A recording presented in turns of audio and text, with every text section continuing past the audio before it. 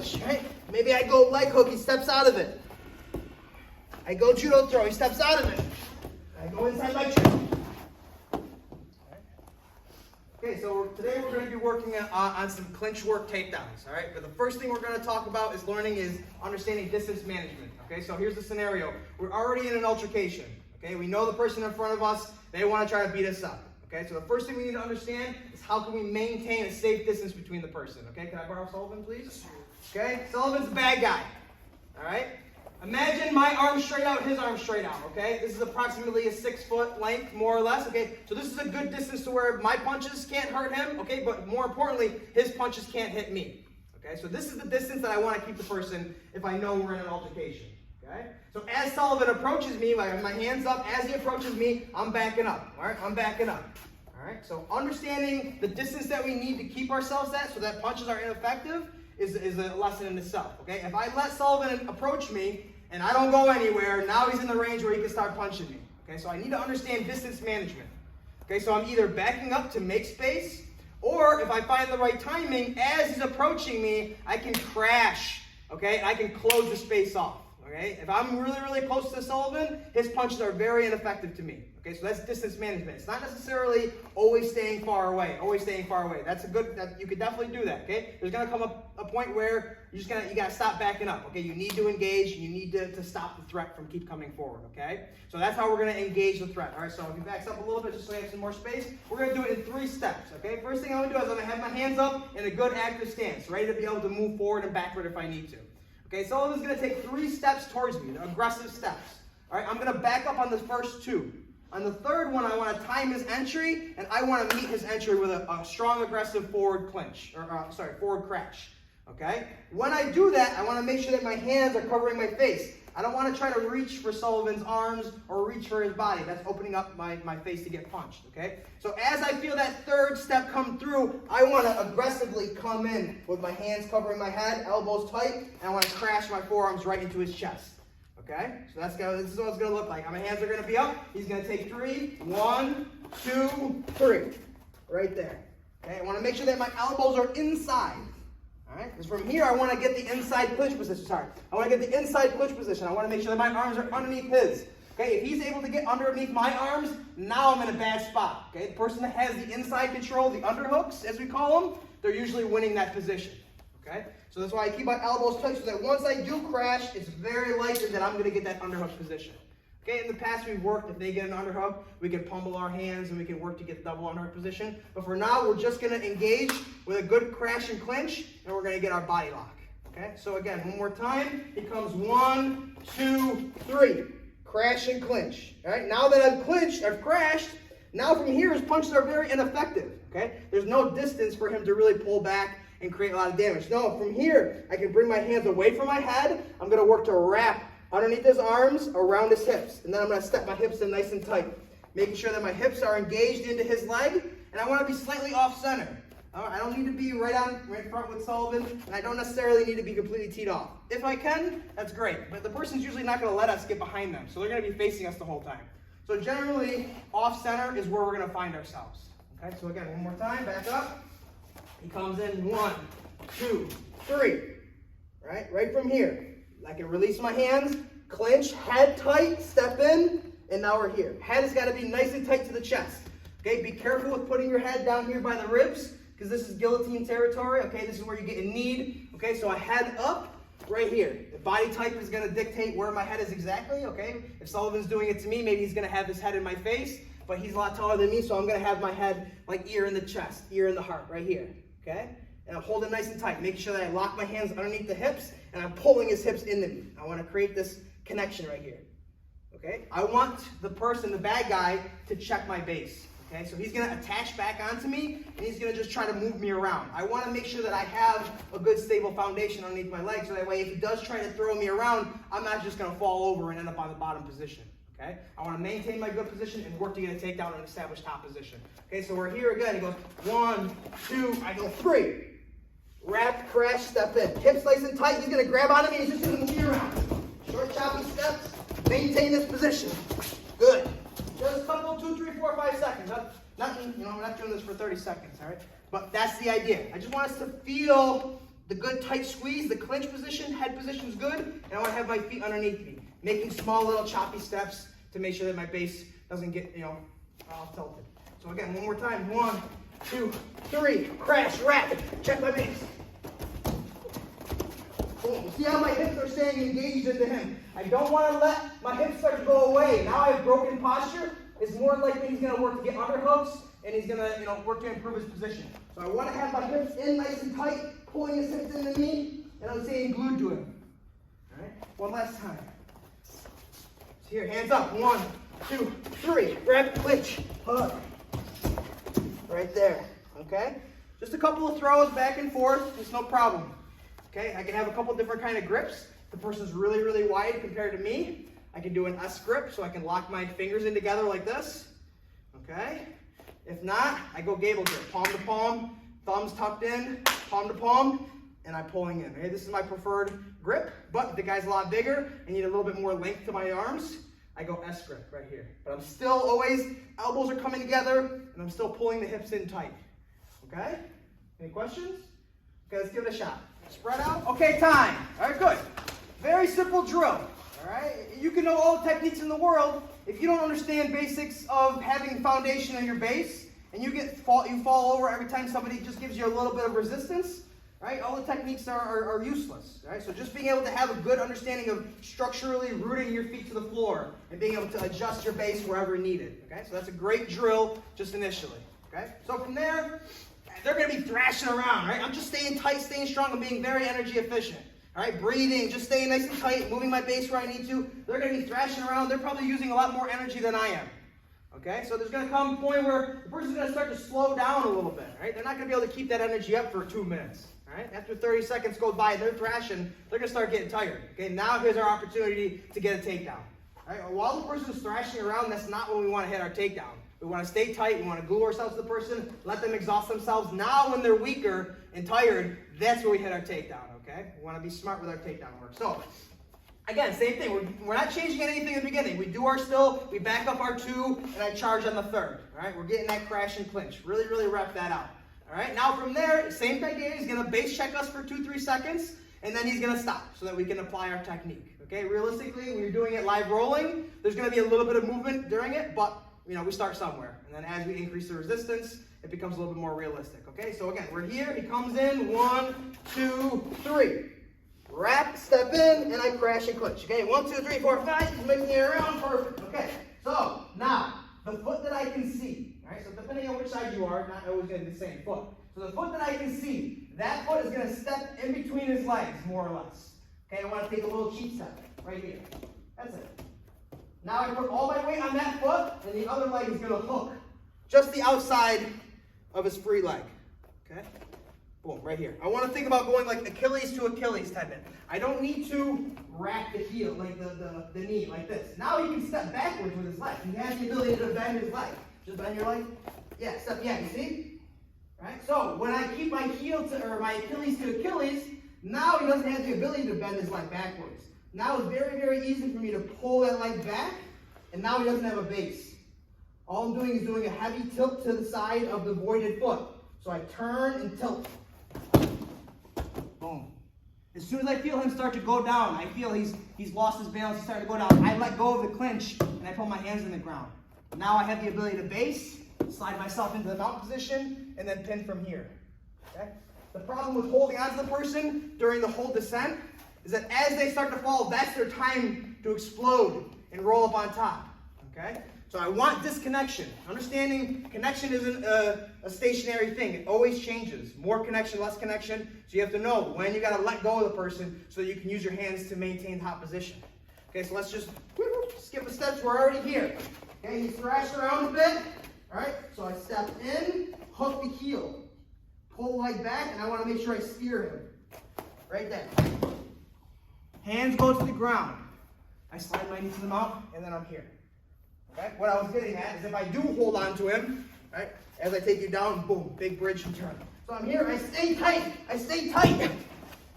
Okay? That's a potential of something that could happen, absolutely. All right, so just understand is when you're getting the takedown, now you can let go of that body clinch, and you can base yourself out. So that way, if he does explode, now I have a hand that I can base with and maintain top position. Okay?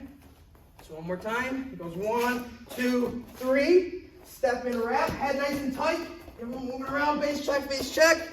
All right, step, hook, pull the leg back, straight back, and steer. Hands go to the ground. I can slide my knee to mount. I can end up in half guard. It doesn't matter. As long as I'm in top position and I have a good opportunity to pin the person down, that's all I'm looking for. But drill going to full mount. All right, this is the best spot we can be in. These legs are completely out of the way. I'm controlling with my legs, and I can use my hands to, reinforce the pin, or I can throw strikes in this position. Okay, so this is a very simple leg hook takedown. Okay, one last time. It's here. 1, 2, 3. Crash wrap. Base check, base check, base check. He stops. 1, 2. Pull it back. Steer him out. Hands go to the ground. Slide nice full mount. And now I'm here. Again, I can hold the person's arms, pin them down, strike, punches, or I can, just maintain this position. Okay? Any questions? Okay, let's give it a shot. Okay, time. All right, cool. So we're following up, okay? We're doing three different takedowns off of the same clinch position, okay? And they all can kind of connect to each other, right? If they defend one, I'll have the next one, and then the third one if they defend the second one, okay? So it's always good to have a chain series of takedowns, okay? Anything in general, even just on the ground, submissions, passing, you want to have things that link together so that when they defend one, you have a second option. If you defend that, you can go back to the first option, or you have a third option, okay? So it's all about having a series of movements that all can work together from one kind of central location, okay? So, okay, now we're into the clinch. All right, already, boom, I crash, I clinch, I get in here, okay? Right, perfect. All right, and it's good to practice both sides, okay? Because maybe the person forces you to one side or the other, so it's good to practice both sides, all right? So, we're here, right? I already crashed and clinch. I want to make sure everybody does that during their drilling portion of it, the crash and clinch. I'm just saving a little bit of time. So I've already crashed and clinched right here, okay? Maybe the person starts to get his hips back and starts to dig for an underhook. Other one. Yes, there, right? This is the position where now if I don't act quickly, he's going to start to break my grip, dig his underhook up, and now we're more of a 50-50 position where neither one of us has a good advantage position. And if he's taller than me, and if he gets an underhook, he's going to be able to get me up on my toes, and it's going to be really bad. All right, so especially for the shorter person, not allowing a tall person to get an underhook is very important, okay? So we're in that position. Boom, I crashed and clinched. As he starts to dig for the underhook, I want to pinch that wrist into my armpit, and I want to grab onto his elbow. So now his underhook is more or less killed. Like, he doesn't have the ability to start driving his wrist higher up into my armpit, okay? So the second I feel him start to dig for it, I want to kill that underhook by pinching my elbow and attach to his, pinching my elbow to my ribs, pinching his wrist, and now I grab his elbow. Now from here, that backside foot that was the tripping foot is going to step through, okay? So I make just enough space, so I move my hip out of the way, I step through, and I want to turn my toes in the same direction his is. Boom. Okay, now here's the footwork. My secondary foot needs to follow my heel. I'm going to lean forward, and I want to poke my butt out very aggressively. All right, now from here, I lean forward and load him up for a very simple judo throw. Okay, but the footwork is everything. Okay, I need to have my feet underneath me with bent knees, and I want to make sure that my hip pokes out past his hip line, okay? Over-exaggerate it if you have to, okay? So we're already crashed, we're clinched right here. As he starts to dig for the underhook, I trap it, catch it. Here's the footwork. One bent knee. Again, if he's taller than me, it's going to be a lot easier. If he's shorter, I gotta bend my knees a little bit more. 1, 2. You see how boom. I bring that hip forward. Look how he's leaning over top of me. Now I lift him, lean. It's a very easy throw from there. Okay, but I have to do that footwork and step my hip through. Okay, the backside arm. As he starts to, I can attach to the hip. Okay, if we have if we're doing it in the gi, you can grab the gi belt. You can grab the material. It doesn't matter. I just prefer to hug onto the hip. That's going to be my lever point. Step through. All right, I'm almost going to stay in between his feet. So I don't want to step this far. Look how I'm elongating my base. And now it's very easy for him to take me backwards. Okay? catch. 1, 2, look. That's the most important part. If I stay here and I lift him, his foot's going to be on the ground. He's going to be able to adjust his base. We have a follow-up from there, but the idea is I want this throw. So when I'm here, I catch, I step 1, and watch. That's the big thing right there. It's 1, 2. And now as I load him up onto my shoulder, or onto my hip, he's going over. Okay? Especially with a taller person. Once you get that hip poke out and lean them forward, they get loaded up on your hip. They can be a lot bigger than you. Big thing is loading them up on the hip. So again, all at once. Boom, boom, I crashed, I ran. He starts to dig for the underhook right here. Don't do it fast. Do it relatively slow, so that way you feel the stability in your legs. Okay? Doing it really slow, having it just come to the crash. Boom, boom.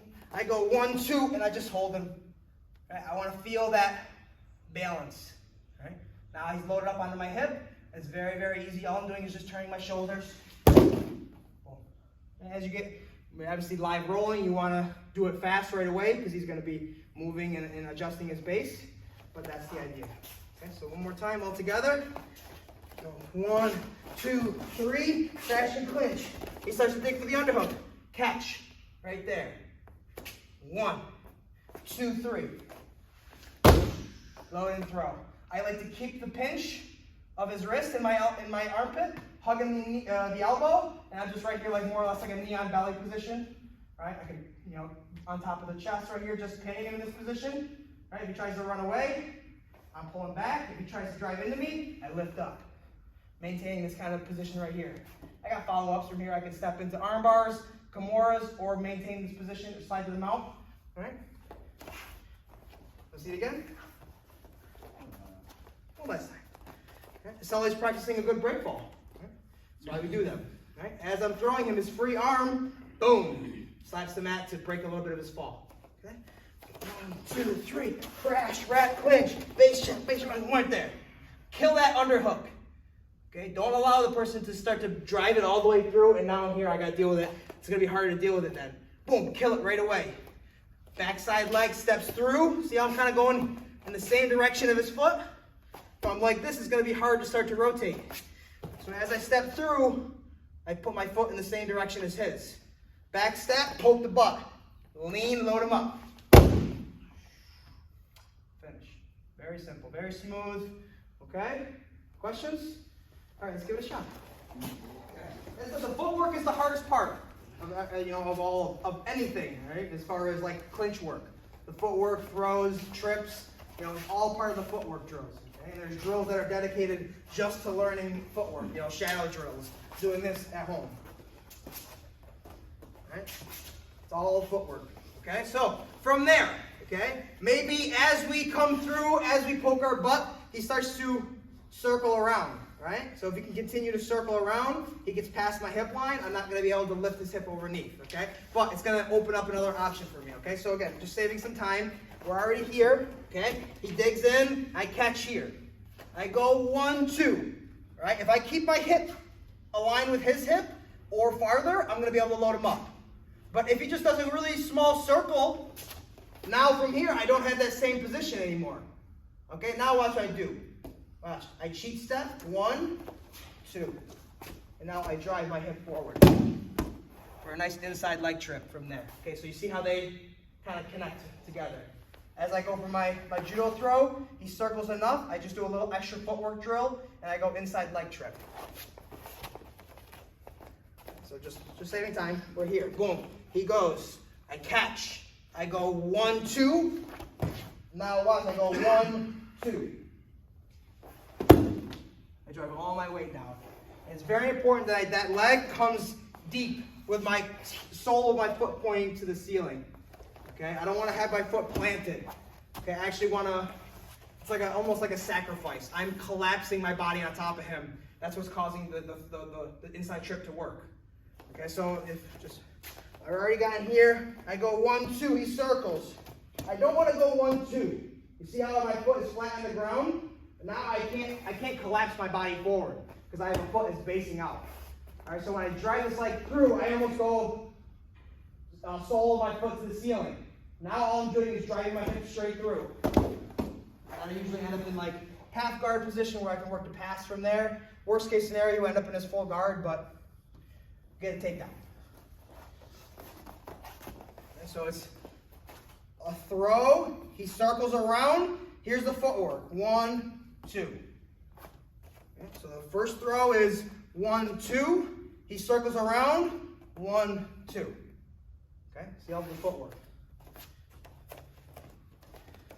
So it's here, already got this, 1, 2, 1, 2. See how deep I'm going? I'm almost like calf to calf. And now I'm just driving my hip and just collapsing my body. Going right from there. You end up in like half guard or so, with a butterfly hook. It's not the end of the world, okay? Or full guard, it happens. All together. Crash, clinch. He starts to dig for the underhook. I go 1, 2. I go 1, 2. Now we're up on top. Again, slow it down. Incrementally increasing your intensity and speed, but start by going nice and slow. Really focus on that footwork. Okay. Again, nobody there. Right? Crash, clinch, wrap. Okay? He starts to dig for the underhook. Catch the elbow, pinch the wrist. 1, 2 for the judo throw. He circles. 1. See how I'm leading with the heel? And now I have the ability to come through. Boom. And get that inside leg trip. Okay? Questions? Okay, let's play around with it. All right, time. Nice work, guys. All right, so all 3 of those can technically connect to each other, right? Let's say I'm already in the crash clinch. Maybe I go for the leg hook takedown, and I do it weak, so he's able to step back easy. Right? I can go to here, and then he circles, and then I can go to here. Right? So you see how they can all kind of flow together. If they defend one, it can open up the second. They defend the second, and it can open up the third. Okay? That part where he's digging for the underhook, that doesn't necessarily have to happen. I can do the judo throw from here too.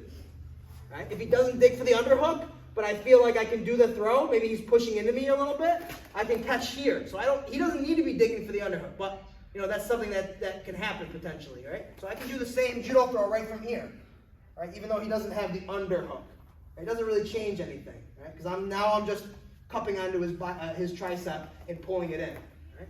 So it can be from here. It doesn't even, he could just be holding on to me. I can feel it right there. There's 1, 2, and there's the throw. If he circles around, 1, 2. So they all mix in together, okay? Knowing which one you like the most, maybe that's your first go-to. And then seeing how they can kind of follow up with each other. All right, so one more time. Back up a little bit. So here, he goes 1, 2, 3. Wrap and clinch, right? Maybe I go leg hook, he steps out of it.